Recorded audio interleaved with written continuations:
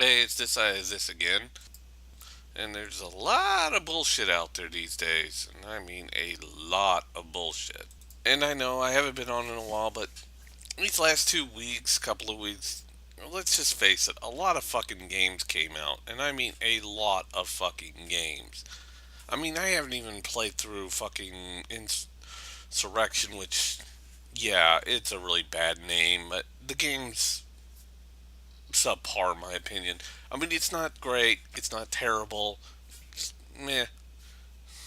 I mean, I like the new graphics and all, and the fact that you got a more bigger world and all this other shit. But still, there are some problems with this game, lots of them. But mainly because you really don't get much armor for your characters.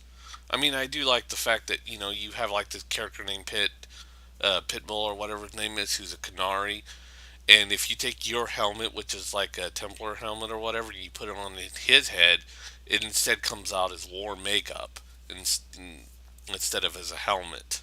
Basically, they still get to keep their normal clothing, but it configures itself to per character on some occasions.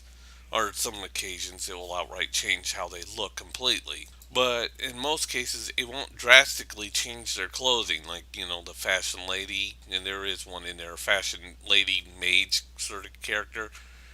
She'll have all of her original clothing. Of course, for some reason, mages don't have their healing abilities, which makes no goddamn sense.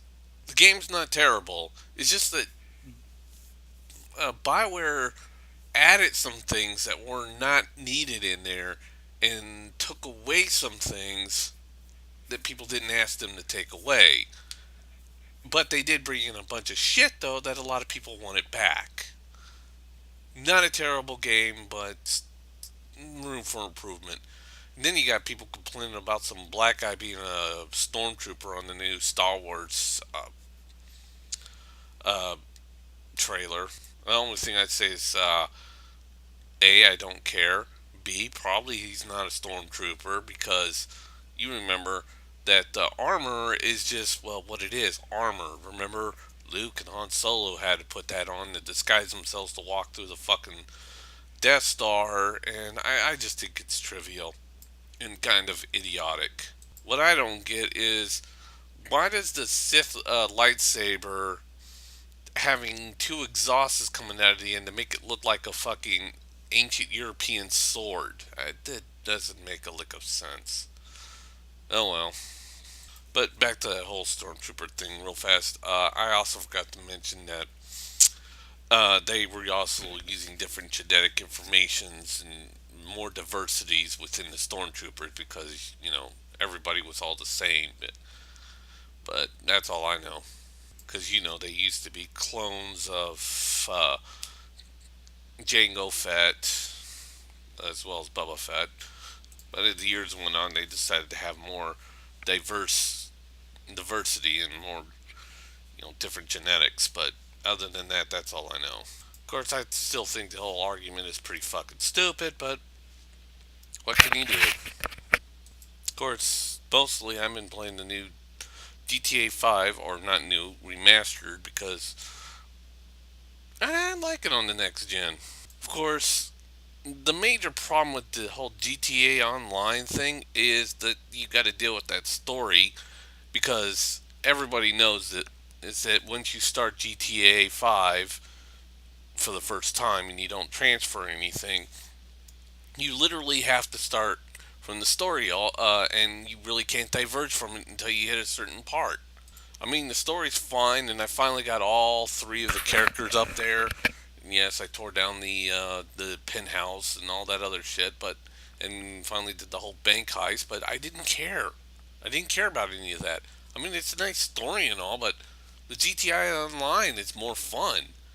Of course, when I start the game up, it starts right into the story, and I don't care. So now I've got all three of the main characters. I made one female and one male character because you can make two characters. I think there's you can make more, but I don't know. And that's just more funner. Of course, when the first week came out, GTA kept timing out, and nobody could get online. Of course, then Rockstar came out and fixed it really fast, which was good for Rockstar. And of course, they fixed that problem faster than they fixed the PlayStation 3 and the Xbox 360's problems when that online started, because nobody could get on for months, close to a year. The thing is, I think the next Rockstar game or the next GTA game is just going to be a more online service. There ain't going to be no fucking story. Maybe a 4 or 5 part story with a custom built character, and then they're just going to make you just go uh, hog wild crazy for the rest of the gameplay. Essentially, just making it, GTA Online without the GTA 5 or any of that other shit. That's just my opinion. I mean, the story's good, but I don't care about the story. Mainly, and the whole reason why a lot of people are complaining that there's like, oh, you're playing an old game on a new console. Well, see, Rockstar wants that game to last a lot longer with the whole GTA Online shit on there. But the problem is that last gen's consoles aren't probably going to pull its weight long enough to keep that going, momentum going. So he went to next gen and got everybody bitching and complaining. You bitch and complain when they don't do it, but then you bitch and complain when they do it. It's like a fuck you if you do it and fuck you if you don't do it. I'm an idiot. And of course, Microsoft fanboys have proven how stable and how loyal they are to their customer. To their little brand. Let me give you a clue here. Drive Club. When that game came out, it was basically rippled with bugs. It sold for shit. Basically, the Sony fans said this game is crap, or at least most of them. You still have the hardcore Sony fans staying hardcore to their brand. And Drive Club still is a broken piece of shit. Everybody has given up on that game completely. And of course, you also got Little Big Planet 3. The online multiplayer works, and of course, the single player is complete shit. But since it's a kiddie game, no one's going to touch it because everybody hates kiddie games. I mean, you've got all these games working great on Nintendo, but nobody will touch it because they see it as kiddie things. And of course, they're deranging the fucking head. Of course, if they want to be one sided, that's their own fucking stupidity because, you know, other than a broken piece of shit like, oh, I don't know, Halo Master Chief fucking Collection, which when came out, the multiplayer was just completely unplayable, period. And of course, the single player somewhat playable, and yet everybody bought it.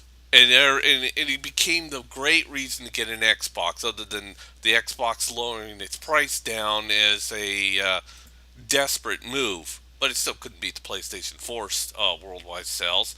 But you got all those people like marching, like, yeah, we gotta support Halo, gotta support Halo. The game's unplayable.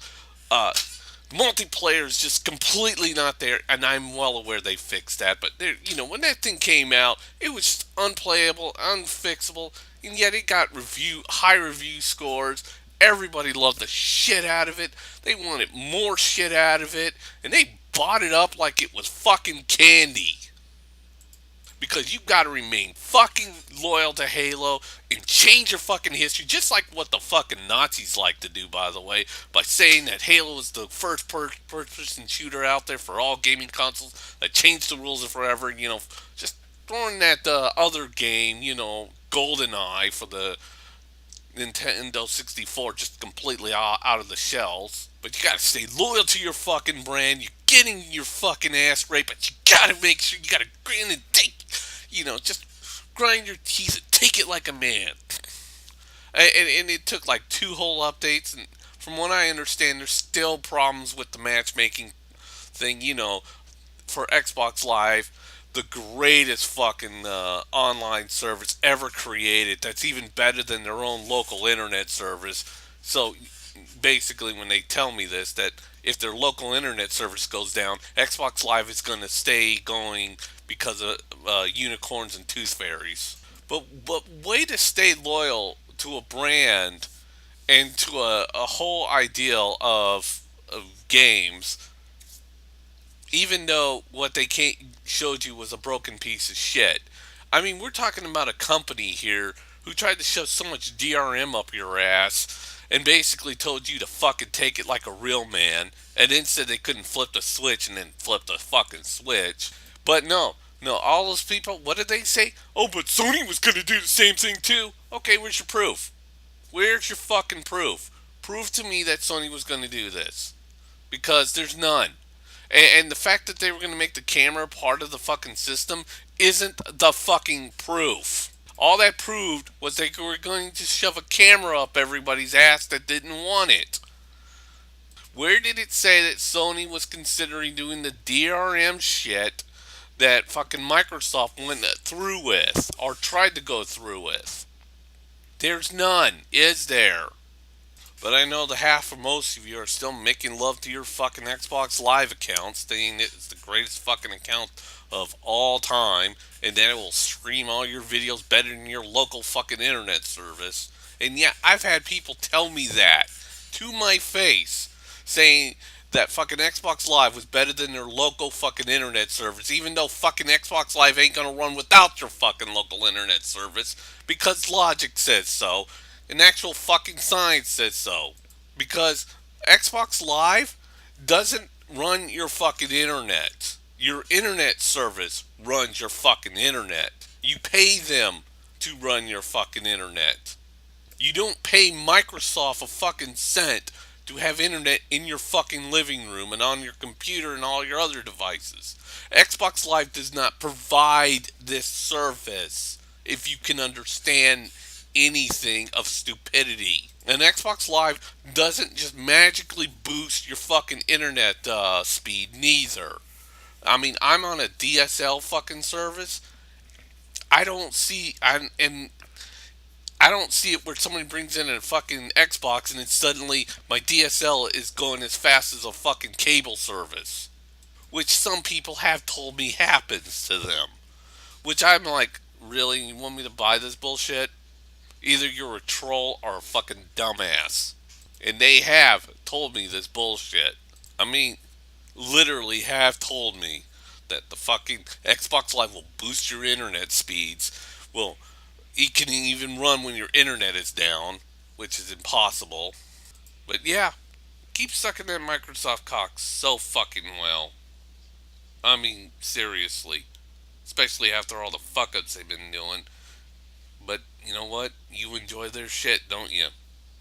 No matter how much they screwed you over and fucked you up your ass, you gotta keep on grinning and liking it.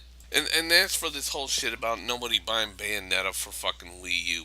Uh, okay, I know that hardly anybody watches these videos, but here's a bit of logic you should understand. How many games has Platinum Games actually said has actually sold extremely well? How many? One. The Metal Gear game, Revengeance or whatever it's called, that was the only game they actually sold well. Every single other one of their games has been commercial flops, but they were critically acclaimed, but they were also flops. All of them, on all the consoles. Yeah, it's not that, oh, Nintendo's just only getting baby games and little children games. No, it's because no one's buying Platinum games! Even their fucking wonderful 101 didn't sell at all. No one buys Platinum games for some stupid fucking reason. Yes, Platinum games all have critically acclaimed games. They just sell for shit. And they're flops. Mad World fucking flopped on the Wii. Hell, even Anarchy Reign flopped on the fucking Xbox 360. They flopped. What? There's no understanding here. You just see children's toy and say stupid and idiotic dumb shit things that make no fucking sense. Here's an idea. Shut the fuck up and stop saying stupid shit. Actually do some fucking research. That would be an improvement. You know, research. Understand. It's not, oh, they're all just buying kitty games because that's all I see. No. Platinum games never really sell for shit. And I don't think that Devil's Due is going to make it anyways, so looks like it's a terrible game. See ya, dumbasses.